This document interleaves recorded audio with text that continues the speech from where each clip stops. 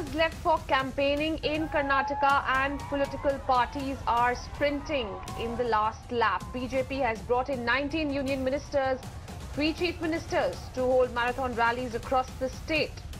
Leaving no stone unturned, Congress too has brought in all the big names of the party. Well, at 5 p.m. sharp, all the campaigning is going to come to a grinding halt, and both the parties, major parties, Congress and the BJP, leaving no stone unturned to make an impact on the voters. These are last crucial hours just left for campaigning in the state of Karnataka, and we can see political parties really making the last-ditch effort there to reach out to the electorate on ground. BJP, we're given to understand, has brought in 19 union ministers, 3 chief ministers to hold marathon rallies across the state. Congress too has brought in all the big names of the party out, and this amidst controversies as well raging in the state, be it the voter ID controversy or several other controversies that have marked this campaigning ahead of the polls. And as 48 hours are left for state polls, remember the code of conduct is going to kick in at 5 p.m. and all the campaigning is going to come to a grinding halt. And this is the last poll pitch that is going to be presented by both the parties. They've got few crucial hours left for the campaigning to end, and they are making all efforts there to reach out to the voters. Amit Shah, we're given to understand, has held 2 rallies today. Meanwhile, Congress too putting out its top leadership, including Siddaramaiah, Rahul Gandhi as well, reaching out to the voters. Shrija joining us live. Shrija, a couple of hours really left for both the parties, for in fact all political parties in the state to reach out to the voters. Take us through some of the last-minute efforts, last-minute pitches that are being made by the parties. We're given to understand BJP has brought in almost 19 union ministers, 3 chief ministers there to campaign in the last crucial hours, as well as the Congress also leaving no stone unturned to bringing in the top leadership to campaign. Well, of course, we can see what the leaders of both the parties, the major parties that we're looking at here is the BJP and the Congress. Now, if you're talking about the BJP, we can see how they have, as far as their day plan is concerned, they're looking at least 52 road shows. We're also talking about some of the union ministers who have come, in fact, all the way to Karnataka just to campaign and ensure that, you know, the word BJP spreads across the length and breadth of the state. Of course, even the Congress is not very far from, as far as the campaigning is concerned. But one thing to be kept in the mind is the 5 p.m. is the deadline. So they're doing, this is a very fierce battle between both the major parties. We're also looking at how even Congress, Rahul Gandhi did call for a press conference. They're also taking out on road rallies, trying to tell people, you know, vote for so-and-so particular party. They're also talking about the achievements. And we're also looking at, this is just not about talking about achievements or the developments, what they have done in the last 5 years. We're also seeing how some of the senior top leaders of both the party indulging in mudslinging. We're also looking at how they're talking about, in fact, trying to deframe one another from different parties. So these are some things what we are looking at. So it's going to end definitely in a very high note, and we are understanding that leaders from across all the party lines will continue to campaign at least till about 4:30, 4:45 is what we have been told.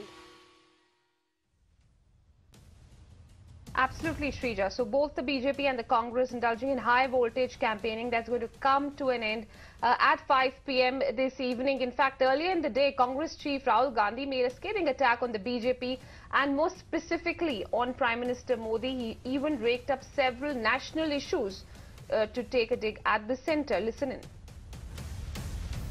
And I said, absolutely. That is our job. We will defend the rights of Dalits. We will raise Dalit issues. The question is, when Mr. Rohit Vemula is killed, Mr. Narendra Modi doesn't say a word. When people in Una are beaten, humiliated, our Prime Minister doesn't say a word. Our Prime Minister gives as much money in the whole of India to Dalits and tribals. Half of that money Karnataka government gives. Let me rephrase that. Karnataka government gives half of the money that the entire Indian government gives for Dalits and tribals. This is something for the Indian government to be ashamed of.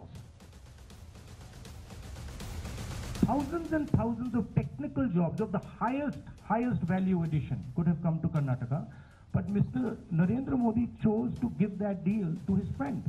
He didn't follow the procedure. He didn't ask the cabinet committee on security. He paid 1,500 crores for a plane that the UP had worked out at 700 crores. Of course it's a great deal. It's a great, absolutely smashing deal. All right, last-ditch effort they're being made by bigwigs of both the parties, be the Congress or the BJP. Congress Chief Rahul Gandhi also wanting to rake up certain national issues. Shrija, but to what extent is this really going to resonate with the electorate, considering that always state elections are fought on local issues, local matters, but Congress Chief here also wanting to push and hint at the issues of national importance here?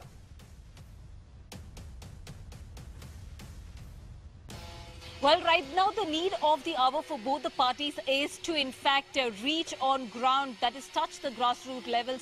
We also did of course see how Narendra Modi, Prime Minister Narendra Modi did of course address the SC/ST and the OBCs, the backward class as well. Now this is just another in fact as far as the campaign, a part of the campaign to reach out to the masses and also to tap in maximum voters is what we are given to understand. But that apart, another important thing to be noted, of course, Rahul Gandhi did make a point by saying that he launched a scathing attack on the BJP by talking about how in fact they were not focusing on the development for that matter, and there was only corruption as far as BJP is concerned. And he did try and boast about of all the developments as far as the Congress in Bangalore is concerned, or for that matter Karnataka on the whole. He did of course mention about what are the kind of developments that have taken place in the last 5 years. So this will continue, and this has been the need of the hour for the last couple of weeks also, because we have seen how even Narendra Modi, Prime Minister Narendra Modi, launching an attack on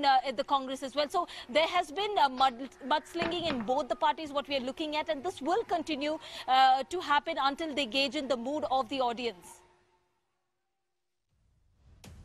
All right, Shrija, continue being with us. Meanwhile, BJP hit back at the Congress president for his press conference. They called it a desperate attempt to convey that there is unity in the Congress party. Listen in. Today we also heard a presser by Shri Rahul Gandhi, and we heard the Congress president offering a hollow end to an empty, rhetoric-filled election campaign. I was trying to make a statement of what we should respond to, but I was amazed that here was a press conference that seemed only to have been called to try and address the issue of internal dissent and discontent in the Congress party, about which all of us are well aware. It seemed that the press conference was a desperate attempt to convey that the leaders of the Congress are united and there are no divisions within the party. Because other than that, I found no specific issue related to Karnataka being addressed in the entire press conference.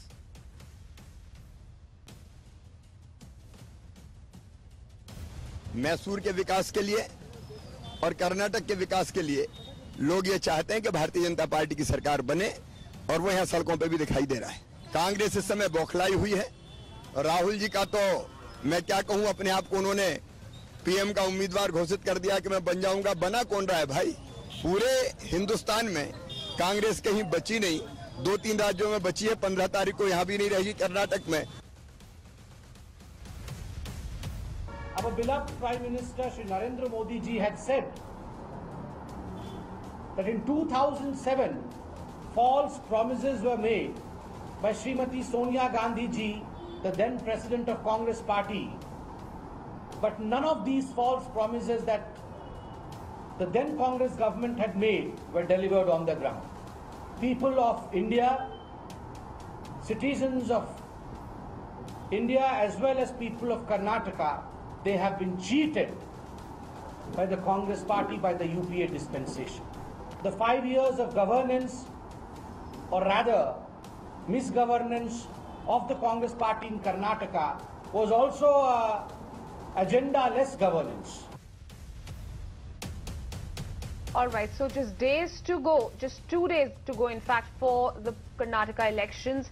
In a midnight election briefing, and the seizure of over 9,000 voter cards has sent tremors across the state. Besides the voter cards, the Election Commission seized printers and laptops, and though the Election Commission confirmed that voter cards were not fake, it also added that it seems to be a planned conspiracy to manipulate the voters. And Shrija, who's in fact tracking the developments on the story, joins us from outside the flat where these voter IDs were found. Shrija, it's been over 24 hours since this controversy came to light. These voter IDs were found in the flat outside of which you are standing, but Election Commission has not really addressed the issue with the urgency that this issue required. We understand that a press conference is to be held this evening. But what has been the progress on the investigation so far? Because we've only seen a political blame game on the outside. But what more details have emerged if we speak about the investigation on this front? Well, this entire thing has snowballed into a huge political controversy. So right now I'm standing in this very apartment, the SLV apartment. And in fact, it is in one of these apartments where number 115, we understand, which belongs to Rangaraju. Now, this particular apartment was rented to Rangaraju by ex-BJP corporator Manjula, is what we are being told. And we understand that the voters' ID, about 9,000 voters' ID were seized from this very apartment by the Election Commission officials, including along with the Jalahalli police. We understand that the occupants of this particular apartment, while a few are absconding, a few are at Jalahalli police station for the inquiry, is what we are being told at this point. But however, there is no clarity as far as the Rajarajeshwari Nagar constituency is concerned, considering the fact that this very apartment where we are right now standing falls under the Rajarajeshwari constituency, where you're having Congress MLA Muniratna, who's the sitting MLA, of course, and there has been several talks and also demand as far as the Election Commission is concerned to countermand elections in this particular constituency. Now, it's been over 24 hours, but we really haven't had a clarity as far as the Election Commission is concerned. They have remained tight-lipped about this particular incident as far as whether they're planning to, in fact, countermand this particular election or not, as far as the constituency is concerned. But what we do know at this point in time is already 2 people in connection with this particular case have been taken into custody. But there are so many questions that still need answers. Perhaps you're going to be given an answer to them in the press conference that's going to be held in the evening, Shrija. But these are massive number of voter IDs that were found, 9,000 in number. Some of them could also perhaps be fake IDs as is being claimed by Election Commission. So what are you picking up from your sources? Is there a possibility of a cancellation of polls in this particular constituency, as has been the demand of the BJP?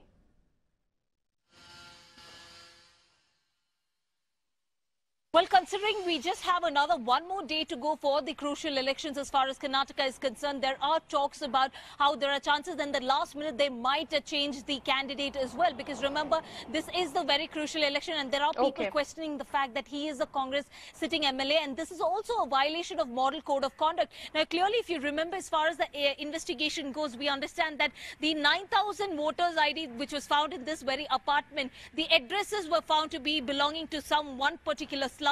This is in just a nearby locality. We understand there was also a raid conducted right here, but also the Election Commission did point to the fact by saying that these are some of the genuine cards, but while some others remain fake. The question which remains is how did, in fact, especially the voters ID land in this particular apartment, and how did they manage to procure the documents to secure these kind of voter IDs?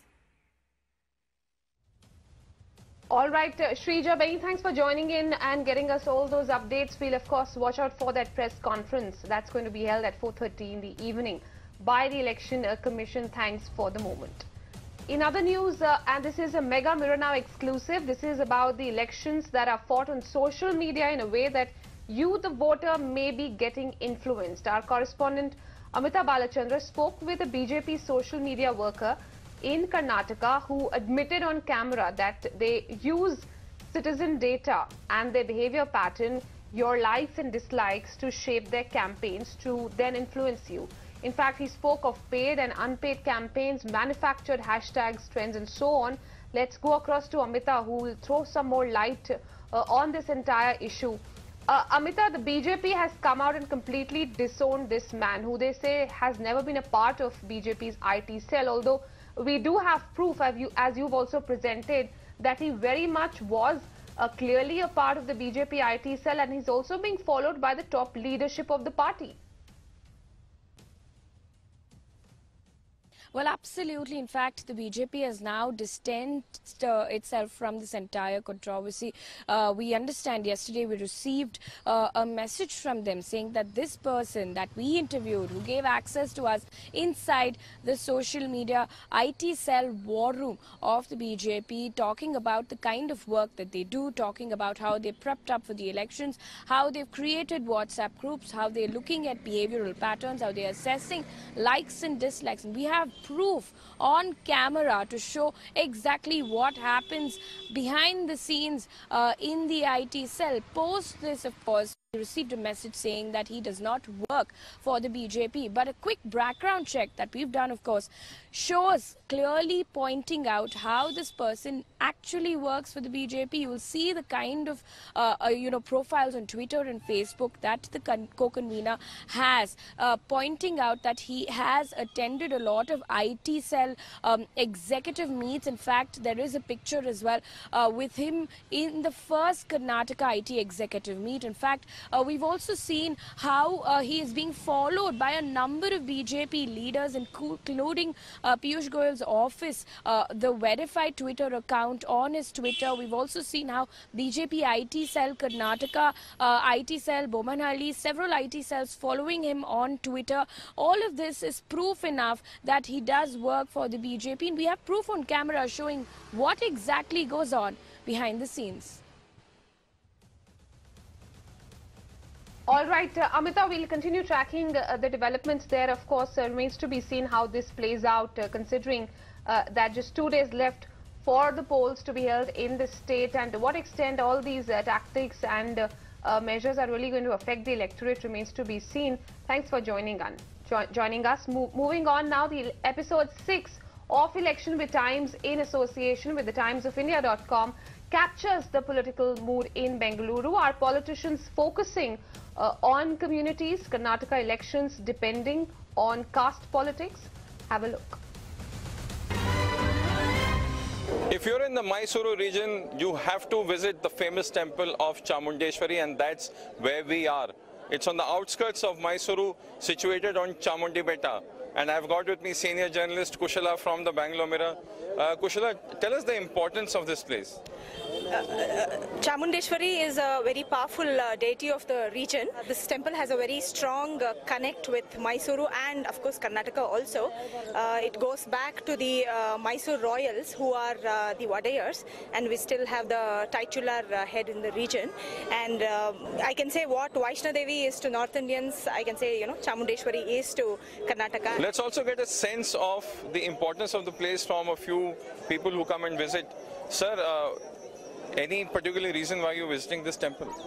I have been quite often visiting this temple at any occasion it may be. Now I have come here just because my kid has given up her NEET exams. We are coming for only visiting the temple.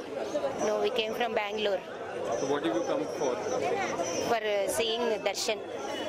For making darshan of God. She is very powerful. So we believe in her, goddess. We've also got Ashok Ram of Vijay Karnataka joining us. Shakti Peeth just for religion or even for politics? Actually, it's a Shakti Peeth of even politics. Temple won't take any part in the politics, but actually it's Jayalalitha who made it popular among the politicians. Whenever she got into trouble, she used to come here. Temple run in Gujarat, is there a temple run in Karnataka also? Absolutely, Sanjeev. At this temple at Chamundeshwari, Rahul Gandhi's been here at the end of March as part of his temple hopping in Karnataka, just as he did in Gujarat. It was very publicly done. He visited here with Siddharamaiah. Amit Shah has been here twice. First in January, and then again at the end of March, he went to Sudur Mutt and also came here. People come here for blessings, but for politicians, it's also the symbolism of it for their voters. भाइयों बहनों, कर्नाटक में सीधा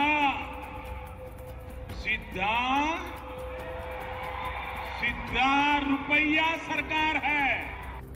अच्छे दिन आएगा इदेना अच्छे दिन अंदर ಹೇಳಿ ನೋಡೋಣ ಅವ್ರು ಹೇಳಿ ಉತ್ತರ ಹೇಳಿ ನೋಡೋಣ ನರೇಂದ್ರ ಮೋದಿ अच्छे दिन. We're outside the famous Mysuru Palace, which has been home to the Vodiyar kings who ruled Mysuru for many centuries. But what exactly is the game plan in the Karnataka elections this time around? Will Siddharamaiah's Kannada pride work against Narendra Modi's Hindutva poster boy image? We've got Ashok joining us from Vijay, Karnataka. Ashok, this whole Ahinda thing, can you explain to us what it means? Actually, Ahinda is not new to Karnataka. Ahinda actually stands for Alpasankhyaatru, that's minority, and Hinda he starts for the Hinduಳಿದ Varga, that's backward class, and Da is for Dalits. And this is the major chunk in Karnataka. And he has got the confidence that the same vote bank is still with him and it's backing him. So you could see that confidence when the Congress announced 218 seats candidates in one go. Nalin, your take so far on especially this North Indian imports versus the Kannada pride? So, two narratives running through this campaign. One is the Ahinda coalition, which Ashok has just explained. The second, of course, is the North Indian versus Kannada pride, as you pointed out. One of the things that stood out for me was this comparison between Pulkeshin II and Harshavardhana. Sriramalu talked about the fact, who's one of the BJP leaders who's come back this time to BJP after defecting earlier. He talked about the fact that he would beat Siddharamaiah in Badami, just like Pulkeshin II beat Harshavardhan, the North Indian king. Siddharamaiah has taken that thing from Sriramalu and turned it into a larger narrative. We all stand in awe in front of the Mysuru Palace as we discuss Karnataka politics. We've got Kushala from Bangalore Mira with us. Kushala, you've been traveling around. Which way do you think the wind is blowing? I've been traveling for the last 3 days, starting from Ramnagara, Channapatna, and covering some of the major segments of old Mysuru region. I get a feeling that Congress is pretty strong all over, because I travelled into some of the Mofusil constituencies also, where I see Congress gaining a lot of support. Arvind from the Times of India joins us. Arvind, the Chief Minister is contesting from Chamundeshwari. How is it panning out for the Chief Minister in this constituency? See, this is 8th time he is contesting from Chamundeshwari. After the 8th time he has won 5 times. Barring a major section of Vakaliga votes, he is hoping that Ahinda will vote for him. Then he will have a free sale. That's what his take is on. And he is concentrating on microscopic communities who form like 50,000 of the voters. We are talking about only Vakaliga voters. But then there are sizable number of microscopic community votes which is trying to cash up. Everyone talks about the Lingayat card. I don't think he's looking to gain the Lingayat vote. He's looking to just gain a small percentage, 2-3% of that from the Lingayat BJP vote bank to aggregate onto his own OBC, Dalit and Muslim vote bank. He himself is a Kuruba. So it's it's an election fought on minutiae at the ground level. Ashok, what is your sense of the overall picture with keeping BJP in mind? BJP is strong in northern Karnataka, and they are trying to have more gains in the coastal Karnataka. And their strategy is very simple. Actually, they have got Lingayat backing from the last 2 decades after Hegde. They are trying to divide Ahinda by showing Sri Ramulu. Actually, that's his face for the backward class. From the last 2 days, what Amit Shah and Modi are doing is they want to bring 3-4%, additional 3-4% to the BJP. If they succeed in it, then Congress will have a tough time. That's what my reading is. Quickly, Nalin, we are about to wrap up the show. Your last thoughts? I think the BJP has got some wind behind its sails in the last 1 week. The Prime Minister was going to do a certain number of rallies. They've increased that substantially in the last week. If you speak to BJP leaders on the ground, they are full of confidence.